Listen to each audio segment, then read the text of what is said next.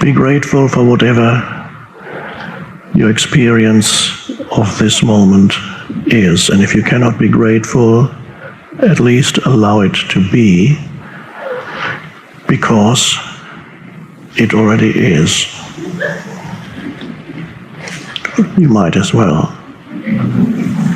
Now, if you did this little thing, it sounds very little, and it is very little, allowing your experience of this moment to be the way it is. Just this little thing would remove, well, it's hard to put it in percentage terms, let's say 95% of the suffering from your life. I don't know about the rest, the 5%, we'll get to that sometime. That would already remove a gigantic chunk of unhappiness in whatever form. Unhappiness is the most generic term one could use. The Buddha called it suffering.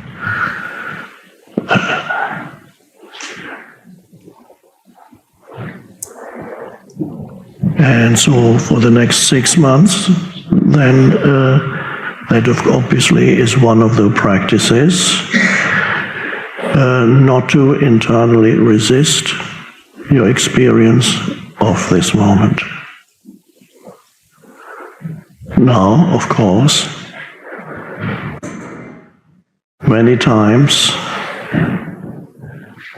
possibly you'll forget that, and that's fine. The moment you realize that you forgot it, it's there again, and then you can accept the experience of this moment as the unhappiness that is arising in you because you forgot to accept your experience of this moment, and so you feel this unhappiness arising in you, and you say, where does that come from? Oh, I forgot to accept my experience of this moment. And then you accept the unhappiness, and the weird thing with unhappiness is, when you completely accept the unhappiness, it cannot survive very long. It cannot actually coexist with acceptance. So the weird thing then arises that you say something like, okay, I'm unhappy, that's okay, I don't mind being unhappy. And then the unhappiness goes, what's going on? That's not supposed to happen. The unhappiness cannot survive for very long with the acceptance, even the acceptance of unhappiness, not indulging in unhappiness, but the acceptance. Now, the acceptance of unhappiness, it presupposes that there's an awareness there that knows that you're unhappy. Now, that might sound like something very natural, but it isn't, because the most unhappy people, and there are still millions, and of course they have reasons for being unhappy, yes. And it's not necessarily the people who you'd think would have the most powerful reasons for being unhappy. It's often those who you would think, well, there are many millions who have it worse than they, but these are more unhappy than those. That's often the case. So the unhappiness is something that when it's recognized as unhappiness and accepted, something happens to it. It begins to dissolve. But the really unhappy people are so identified with the unhappiness, which is a combination of certain recurring thoughts in your head, a certain narrative that is not pleasant, whether it is about my life, whether the narrative says my life, dreadful thing, my life, why did it all go so wrong, and now that's it, nothing I can do, or whether the narrative is about somebody else, You know what he did, what she said and did, and the narrative may be about something that hasn't happened yet, and it goes on and on. Or something that happened in the distant past, or not so distant past. So there's a narrative, and then there are emotions that are a reflection of the narrative. The narrative is thoughts, certain types of thoughts, certain thoughts that have a certain frequency. And then that awakens the emotional frequency, because the body thinks the narrative in your mind is a reality, that is the reality that you're experiencing. So the body reacts with an emotion. Simple example, at night you can't sleep because you're extremely worried about what's going to happen to you, or somebody close to you, or even the world.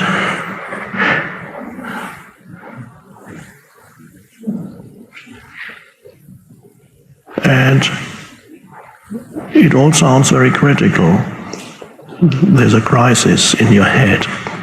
Not outside. Outside your head there's a pillow, and there's a blanket, or even something big and fluffy and soft, down, duvet, and there's no unhappiness there. And if you look around the bedroom also, where's the unhappiness? The plant is okay, it's not unhappy. No, it's all happening in here.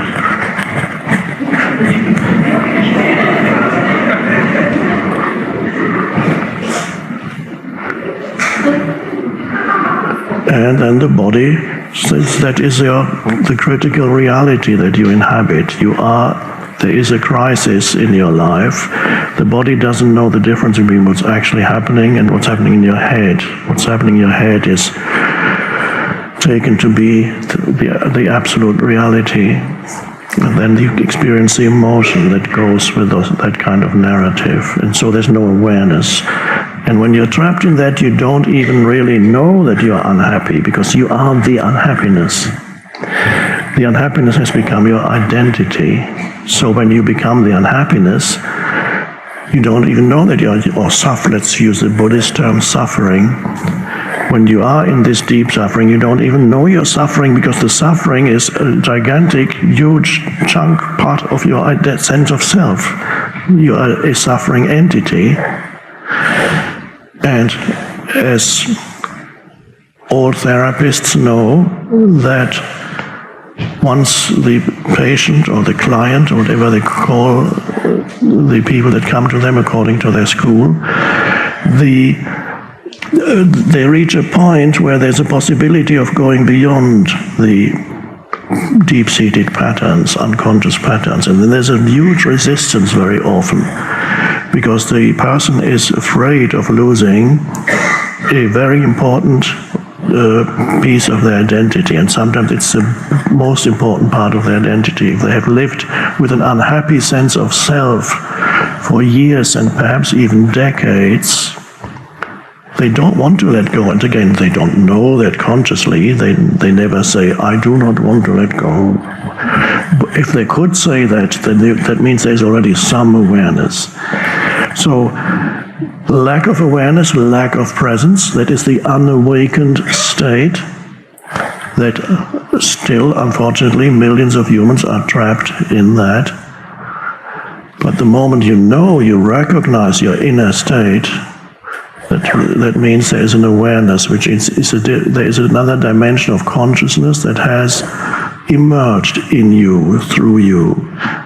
A deeper dimension of consciousness that is not the conditioned thinking. So we can call it awareness, we can call it presence, we can call it the unconditioned consciousness. And then the beginning of freedom, or the possibility of freedom arises. And it's from there that you recognize your inner states as they arise. From there that you recognize your unhappiness. You can say, you can feel the unhappiness. But the moment you become aware of suffering or unhappiness, in you, you're no longer feeding it with your thoughts. As long as you're not aware, you're feeding it as a vicious circle, you're feeding it with your thoughts, with your narrative, and you're trapped in the vicious circle. Your narrative creates more unhappiness, your unhappiness creates more thought, and you're trapped in that. So for the next 6 months, and hopefully beyond, because it's a much more pleasant way to live, you make it your practice to be aware of your inner states, and meaning no matter what situation arises in your life, whether it's little things, big things, difficult situations, difficult people, challenges, problems, because the next 6 months are not going to be free of challenges and problems. So whatever it is, realize that the primary factor in any situation is your inner state, because that determines how you respond. So no matter what it is, your primary responsibility is to be aware of what goes on inside you.